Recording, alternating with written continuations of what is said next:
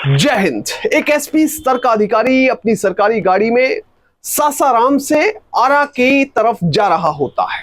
अब इस अधिकारी को कुछ पता नहीं होता, जिस तरह से वो हर शुक्रवार को अपने घर के लिए रवाना होता है, उसी तरह से वो इस बार भी सासाराम से आरा की तरफ जा रहा था और यहां से उसे ट्रेन पकड़नी थी पटना के लिए। अब ये एसपी स्तर का अधिकारी जैसे ही आरा के रेलवे स्टेशन के बाहर पहुंचता है, तभी सादे कपड़ों में कुछ लोग उसके पास आते हैं, उसे दोनों हाथों से पकड़ लेते हैं। उसकी पूरी गाड़ी को चेक किया जाता है और गाड़ी से बरामद होते हैं तकरीबन 3.5 लाख रुपए। इस अधिकारी को फौरन गिरफ्तार कर लिया जाता है और उसके बाद जो सच निकल कर सामने आता है, उसे सुनकर और देखकर सभी हैरान परेशान हो जाते हैं और सभी के पैरों तले जमीन निकल जाती है। इस पूरे केस के बारे में बात करेंगे, पर सबसे पहले आपसे अपील कि आप बड़ी संख्या में हमारी वीडियोस को देख रहे हैं पर चैनल सब्सक्राइब नहीं कर रहे। अगर आप इस वीडियो को देख रहे हैं तो फौरन चैनल को सब्सक्राइब कीजिए, बेल नोटिफिकेशन ऑन कीजिए, वीडियो को ज्यादा से ज्यादा शेयर करें और इसके साथ ही अपना कमेंट देना ना भूलें। इस पूरे केस की सच्चाई जानने के लिए वीडियो को बिल्कुल आखिर तक देखें, कतई भी स्किप ना करें।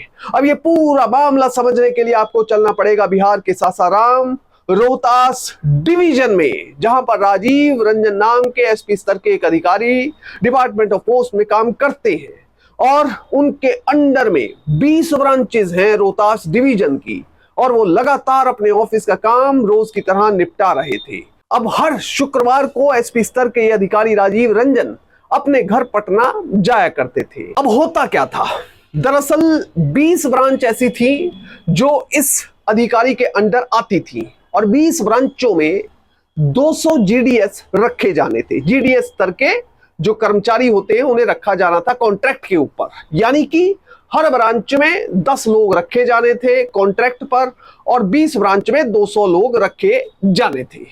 अब आरोप क्या लगा, अब ये जो कॉन्ट्रैक्ट पर रखे जाते थे लोग, वो 3 महीने के लिए रखे जाते थे, उसके बाद उनके कॉन्ट्रैक्ट को रिन्यू भी किया जा सकता था। 3 महीने की तनख्वाह इन लोगों को सूखी मिल जाया करती थी। अब मैकेनिज्म क्या था, या यूं कहे कि आरोप क्या था, एक जीडीएस जो ऑलरेडी डिपार्टमेंट में काम कर रहा है, आरोप के मुताबिक वो अपने किसी खास व्यक्ति को, रिश्तेदार को, दोस्त को इस डिपार्टमेंट में कॉन्ट्रैक्ट पर रखवाने के लिए रिकमेंड कर दिया करता था। और जो ये एसपी स्तर के अधिकारी हैं, वो उसकी रिकमेंडेशन को कथित तौर पर रिपोर्टेड फैक्ट्स के मुताबिक मान भी लिया करते थे, पर उसकी एवज में वो 15 से 20 हजार रुपए हर व्यक्ति से मांगते थे, क्योंकि वो उसका काम भी तो कर रहे हैं, उसे कॉन्ट्रैक्ट पर नौकरी भी तो दिला रहे हैं। और इसके आगे जो उनकी मोडस ऑपरेंडाई होती थी, वो सुनकर आप भी हैरान रह जाएंगे। 15 से 20 हजार रुपए ये अधिकारी रिपोर्टेड फैक्ट्स के मुताबिक हर व्यक्ति से लिया करता था जिसे कॉन्ट्रैक्ट पर नौकरी दी जाती थी। और इसके साथ ही ये एसपी स्तर का अधिकारी राजीव रंजन इतना ज्यादा सजग भी रहता था कि ये ज्यादा पैसे अपने घर पर इकट्ठे नहीं होने देना चाहता था। इसके लिए हर हफ्ते शुक्रवार को, यानी हर सप्ताह शुक्रवार के दिन, ये अपनी सरकारी गाड़ी से सासाराम से, जो कि इनकी ऑफिशियल प्लेस ऑफ पोस्टिंग थी, वहां से आरा की तरफ निकल जाते थे। सासाराम से आरा की दूरी है वो है तकरीबन 112 किलोमीटर, यानी कि 2 घंटे का रास्ता आप लगाकर चल लीजिए।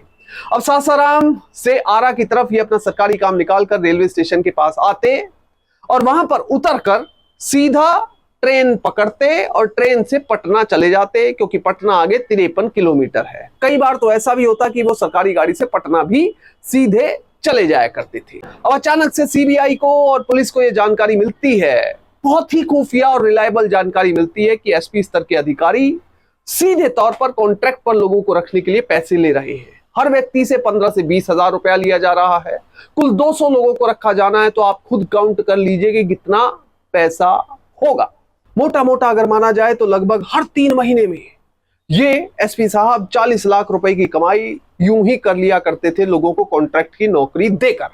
अब रिपोर्टेड फैक्ट्स के मुताबिक जब सीबीआई को इस बारे में जानकारी मिली तो उन्होंने प्रीलिमिनरी इंक्वायरी करना बेहतर समझा। प्रीलिमिनरी इंक्वायरी जब मामले की गई तो यह पाया गया कि मामले में बहुत बड़ा झोल है और ये जो अधिकारी हैं वो पैसे तो ले ही रहे हैं, और इसके साथ ही हर शुक्रवार को जितना भी पैसा 5 दिन में इकट्ठा होता था, उस सारे पैसे को लेकर पटना अपने घर चले जाया करते थे और वहां पर अपने परिवार को ये पैसा दे दिया करते थे कि आप इस पैसे को संभाल कर रखिए। अब इसके बाद होता क्या है, सीबीआई को यह खुफिया जानकारी मिलती है कि 18 अक्टूबर दिन शुक्रवार को एक बार फिर से ये अधिकारी अपने घर पटना के लिए रवाना होंगे अपनी सरकारी गाड़ी में। अपनी सरकारी गाड़ी में ये सासाराम से आरा की तरफ जाएंगे, आरा रेलवे स्टेशन पर उतरकर ट्रेन में चढ़ेंगे और फिर पटना के लिए रवाना हो जाएंगे। और 18 अक्टूबर को इनके पास 3 से 5 लाख रुपए की रकम होगी जो रिश्वत की होगी और उसे ही लेकर ये पटना जाएंगे। तभी सीबीआई की ओर से इंस्पेक्टर प्रशांत कुमार की लीडरशिप में एक टीम का गठन किया जाता है जो कि इस अधिकारी के ऊपर लगातार नजर रख रही थी। अब हर सप्ताह की तरह राजीव रंजन नाम का ये एसपी स्तर का अधिकारी अपने घर की तरफ निकल पड़ता है, यानी सासाराम से आरा की तरफ अपनी सरकारी गाड़ी में निकल पड़ता है। तकरीबन 2 घंटे का रास्ता है और इस अधिकारी की गाड़ी के पीछे एक और गाड़ी चल रही थी जो लगातार इन पर नजर रख रही थी। सादे कपड़ों में सभी लोग थे, इसलिए इस एसपी स्तर के अधिकारी की नजर नहीं पड़ सकी। अब जब 2 घंटे का सफर पूरा करने के बाद यह अधिकारी पहुंचा आरा के रेलवे स्टेशन पर। इन्होंने अपने ड्राइवर को कहा कि मेरा सामान बाहर निकाल दो।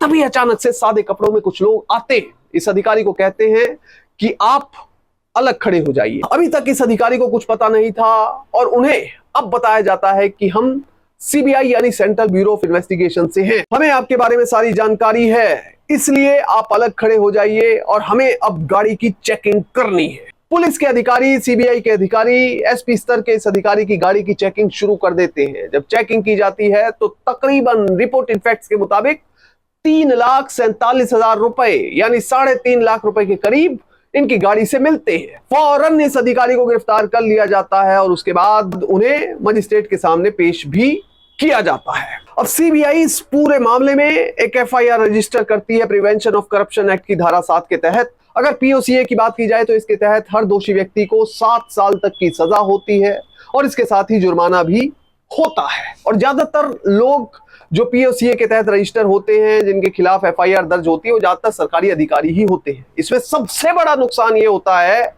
कि अगर किसी को सजा हुई, कोई दोषी पाया गया, तो ना सिर्फ वो जेल जाएगा बल्कि इसके साथ ही उसकी नौकरी भी चली जाएगी। नौकरी जाएगी तो परिवार भी तबाह हो ही जाएगा। बहरहाल एसपी स्तर के अधिकारी यानी superintendent of post Rajiv Ranjan की गिरफ्तारी अपने आप में कई संदेश और सीख भी हमें देती है। हमें सीख इस पूरी कहानी से, पूरे केस से ये मिलती है कि आप किसी भी पद पर चले जाएं, अपनी पावर का इस्तेमाल दूसरों की भलाई के लिए करें, समाज की भलाई के लिए करें, देश की उन्नति प्रगति के लिए करें। क्योंकि अगर आप ईमानदारी और नैतिकता के साथ चलेंगे तो हमेशा आप सही तरीके से आगे बढ़ सकते हैं। कोई भी व्यक्ति आप पर उंगली नहीं उठा सकता। और अगर आप भ्रष्ट आचार के तहत अपना जीवन जीते हैं तो याद रखिए, भ्रष्टाचार के खिलाफ काम करने वाली एजेंसी की नजर आप पर हो सकती है। कभी भी गिरफ्तारी हो सकती है क्योंकि कानून के हाथ बहुत लंबे होते हैं। जय हिंद। एक एसपी स्तर का अधिकारी अपनी सरकारी गाड़ी में सासाराम से आरा की तरफ जा रहा होता है। अब इस अधिकारी को कुछ पता नहीं होता, जिस तरह से वो हर शुक्रवार को अपने घर के लिए रवाना होता है, उसी तरह से वो इस बार भी सासाराम से आरा की तरफ जा रहा था और यहां से उसे ट्रेन पकड़नी थी पटना के लिए। अब ये एसपी स्तर का अधिकारी जैसे ही आरा के रेलवे स्टेशन के बाहर पहुंचता है, तभी सादे कपड़ों में कुछ लोग उसके पास आते हैं, उसे दोनों हाथों से पकड़ लेते हैं। उसकी पूरी गाड़ी को चेक किया जाता है और गाड़ी से बरामद होते हैं तकरीबन 3.5 लाख रुपए। इस अधिकारी को फौरन गिरफ्तार कर लिया जाता है और उसके बाद जो सच निकलकर सामने आता है उसे सुनकर और देखकर सभी हैरान परेशान हो जाते हैं और सभी के पैरों तले जमीन निकल जाती है।